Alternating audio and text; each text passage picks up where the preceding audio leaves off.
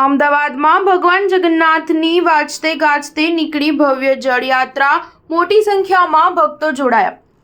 ભગવાન જગન્નાથની 147મી રથયાત્રાને લઈને અમદાવાદમાં પૂરજોશમાં તૈયારી કરવામાં આવી રહી છે। ત્યારે આજે જેઠ સુદ પૂનમના દિવસે ભગવાન જગન્નાથની રથયાત્રા પહેલા જળયાત્રા યોજાઈ હતી। ઉલ્લેખનીય છે કે ભગવાન જગન્નાથની રથયાત્રા 7મી જુલાઈએ નીકળશે। આજે અમદાવાદમાં ભગવાન જગન્નાથની ઢોલ નગારા, ધજા, પતાકા, બળદગાડા, બેન્ડ બાજા સાથે ભવ્ય જળયાત્રાનું આયોજન કરવામાં આવ્યું હતું। આ જળયાત્રામાં મોટી સંખ્યામાં શ્રદ્ધાળુઓ જોડાયા હતા। દર વર્ષે જેઠ સુદ પૂનમના દિવસે પરંપરાગત જળયાત્રા નીકળે છે।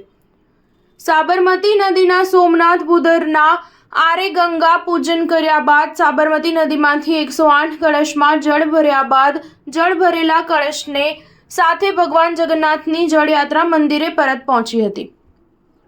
જગન્નાથની ષોડશોપચારની પૂજા વિધિ પૂર્ણ થયા બાદ ભગવાન જગન્નાથનો જળાભિષેક કરવામાં આવ્યો હતો। આ દરમિયાન ગૃહ રાજ્યમંત્રી હર્ષ સંઘવી, પૂર્વ ડેપ્યુટી સીએમ નીતિન પટેલ તેમજ પરમ પૂજ્ય અવિચલ દેવાચાર્યજી મહારાજ જળયાત્રાની પૂજા વિધિમાં જોડાયા હતા। જળયાત્રા બાદ ભગવાન જગન્નાથ ભાઈ બલરામ અને બહેન સુભદ્રા સાથે સાંજે સરસપુર મોસાળમાં જશે।